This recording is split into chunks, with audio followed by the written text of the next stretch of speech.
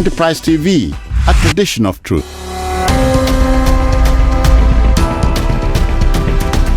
Hi, welcome to Legal Aid with Evans Ufeli. Today we have a fantastic and fundamental topic to discuss, and that topic is titled Environmental Abuse in Lagos. Now we'll go around the states and discuss the peculiarities of environmental abuse across the country. Today we're in Lagos, and I want to use this opportunity to make the viewer understand that environmental abuse is an offense under the law. If you look at the Environmental Impact Assessment Act, which have been domesticated by many states of the Federation, anyone who is engaged in environmental abuse will be prosecuted. What do you call environmental abuse?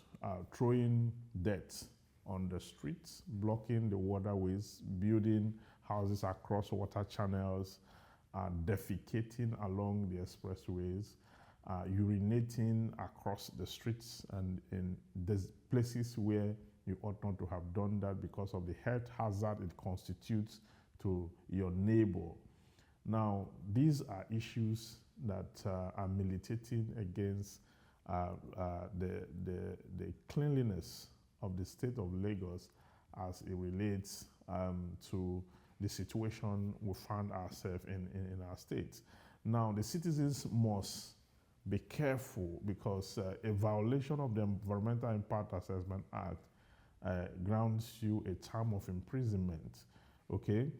Now, when you look at the Lagos-Ibadan Expressway, for example, a road that has just been concluded by the federal government, finished by the federal government, and when you look at the center part of the dual carriage road, you find that people have been defecating on that road, shitting up and down. Let me use the local parlance, okay?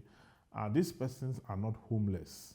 These persons are people who live across left and the right-hand side of the road, but they choose to use, their time to make sure that they mess up the project that the government has just concluded. When we say the government is not working and the government succeeds in at least one project, there is what we call citizens' corresponding obligation. The citizens' corresponding obligation is to ensure that the citizens protect that project, especially in our clan when government hardly, carry on projects of that magnitude. Having concluded this very expensive project, okay, if you go there now, you find waste littered across the road. The center part of the dual carriage road, you find people defecating, urinating, and the whole part is oozing and smelling. If you are caught, you will face the law. It is wrong, it is improper, and it is not the way to go in a mega city. I want to use this opportunity to plead to the citizens of Lagos in particular. I know it happened across other states, but today I'm talking about Lagos, that what you are doing is a criminal offense. It's a criminal offense because you are putting your neighbor at risk. You are shutting down the environment by your acts and conduct, that is repugnant. That attitude of, I don't care and selfish lifestyle. You get onto the expressway and you begin to defecate in a broad daylight. Okay, like you have turned that part to, some kind of a waste lodge where you eat whatever you want to eat and go there to empty your bowels at the express road in a broad daylight. It is a shame on you. It is not the right thing to do. We call the citizens of this state to stay away from that. That is one very annoying thing that the citizens of Lagos State do, and I find it rather intolerably repulsive, to say the least. Now, there are citizens also who who go to the sea, the lagoon. Okay, those who live along the lagoon, the Makoko area, the Lagos Island, across the sea and the beaches, they go there and they defecate. They pack bags of waste, and they throw them into the water. And they defecate there, they urinate into the water, and the environment is put under intense pressure, such that when this waste gets fermented in the water, it creates a ripple effect. It gets back at society when it rains. It could lead to cholera, it could lead to diarrhea, it could lead to different kind of diseases, environmental pollution that could lead to pestilence and epidemics, because the environment is dirty and the people do not want to behave themselves. You find that apart from the fact that it's a violation of the law, the Environmental Impact Assessment Act is also a violation of the human spirit, the violation of the concept of cleanliness. Okay, today's broadcast is as much of law than it is of the way we go about our social endeavor. Okay, so I would rather that we take a clue and the government should hand down very serious policies, because I notice also that the Environmental Impact Assessment Act is not really being enforced. It's not enforced, okay? From the local government level to the state government level, there's a need to enforce that law against offenders. There are aspects of the laws that are being enforced across the state. The level of indiscipline in Lagos State has called for this broadcast. When you step out, the third part of what I'm going to talk about is when you step out to the express road where cars, are driving high speed. You find pedestrian bridges. People don't use the pedestrian bridges. They want to cross through recklessly, and doing that, they run into moving vehicles with speed. They get killed, they get injured, and all that. The level of indiscipline calls for an address of this sort, that citizens should stay away from defacing the environment, and they should stay away from conduct that are likely to breach their own personal security, as it were. And I think that a time has come for the state government to go back to its basic laws on environmental issues and create task forces in the different facets of breach, so that the citizens are guided, and that those who are involved in violating these laws are properly dealt with in the scheme of things. This is the only way that we can come to a point where we can instill sanity in our society, instill sanity in our dwelling places, to ensure that people stay safe, so that people's conduct do not become a hazard unto themselves and to their neighbors. It is worth addressing, and I therefore call on the state government to say that if we can reduce to the barest minimum the conduct of some persons who have gone completely crazy about the way they live in the society. You ask, sometimes you find instructions, don't urinate here. You find people urinating there. Don't defecate here. You would find people are defecating on even the instructions and the rest of that.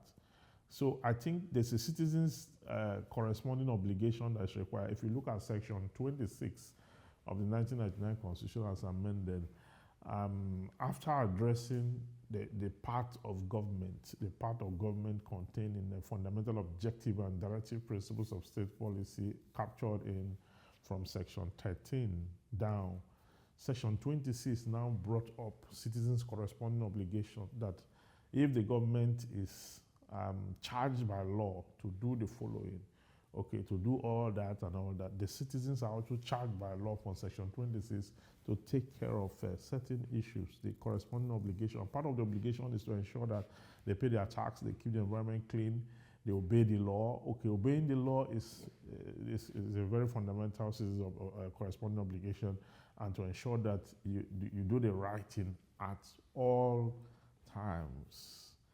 We'll take a short break on this, and when we return, we'll take it further. Don't go nowhere.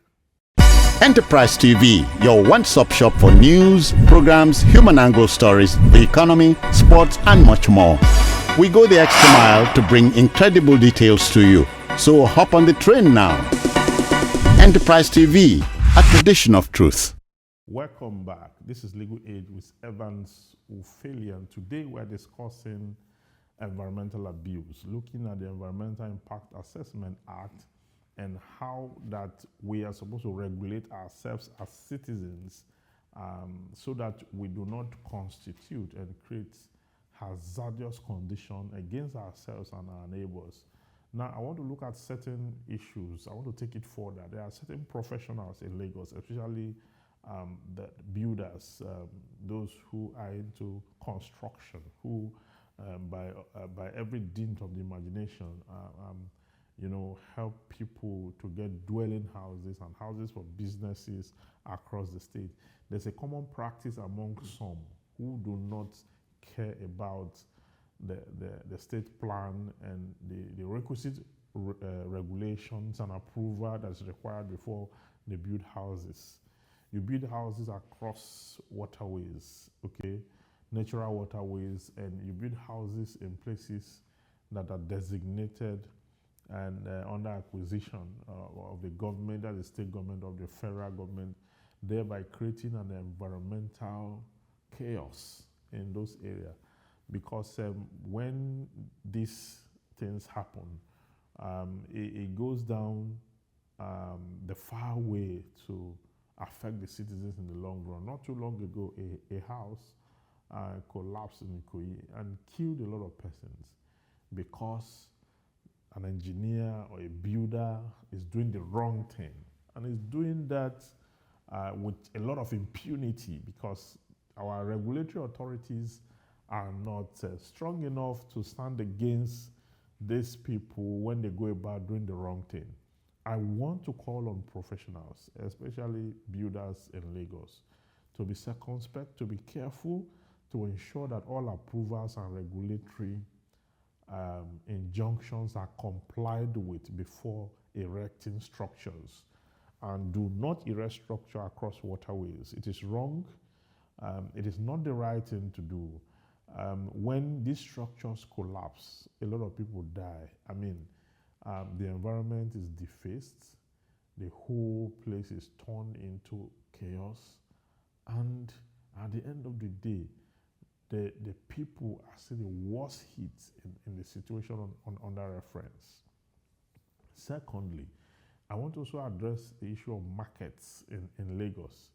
The way so many people go about markets, the marketplaces across the country, the way they trade, the way they pass wastes, and the way sometimes they take their wares to the road across the gutters and then cover the space such that you cannot differentiate the road from the market, and you cannot differentiate the market from the road. That is wrong. That is wrong. The state government on several locations have tried as much as possible to get traders off the streets, get them to designated points that are meant for that business. But you find so many people who don't care about that. They wait for the regulators to close. When the regulator closes by 4 or 5, by 6, 7, they bring their wares out on the center of the road to sell, on the street to sell. So they are aware that what they're doing is wrong. They know that it's a violation, but they have found a way to make sure that they violate the law at a time when the regulator is not out there to caution or to enforce the law. And that is wrong. People say they must survive. Fine, yes, you must survive. But you should survive within the confines of what is right. You cannot, because you want to survive, turn the city to a market, turn all places to chaos, and then create problem for the state, create traffic hold up and discordance just because you have to survive. You can survive under an orderly condition. You can survive under an orderly condition. In fact, it is even more difficult to survive under a disorderly condition. And when you have created that disorderly condition, it does not only affect your health, it affects your mind, your imagination, your spiritual well-being, and your physical well-being. So I think we should, as a matter of necessity, stay away from these illegalities, this prevalent breaking of the law, contravention of the law, and all that, and ensure that we do the right thing as specified by law. The only way we can grow this society or grow our respective community is where we have law and order. In the absence of law and order, what you have is chaos. Man cannot succeed or strive in a chaotic environment, because what a chaotic environment does, it truncates your ability to think proper. It truncates your ability to envision where you should be as against where you are. And then in the long run, it reduces your lifespan. It reduces your lifespan. And that is why life expectancy under the condition we find ourselves is quite low. Not because people are not feeling well, not because people are not wealthy enough, but because no attention is paid to the environment and how the environment is abused by citizens. Now, there are some persons who are, law-abiding, who will not throw dirt, who will not go to the expressway to defecate, who will not, throw caution to the wind, go to the marketplaces and get an overflow to the road. Professionals who will not build houses on water channels, on wrong places, on places that are under acquisition of the government. There are those who will not do all that. But in as much as you have those who will not do all that, you have millions of those who do not care, about all the rules, environmental injunction that they are supposed to abide by. They will build on water channels. They will defecate and throw it into the river. Okay, they will have waste, pack them and throw them into the lagoon. It will get fermented. It will rain. The rain will bring it back to them, and they will still be living under such condition and the rest of that. So it is bad when we know the right thing to do and we refuse to do the right thing.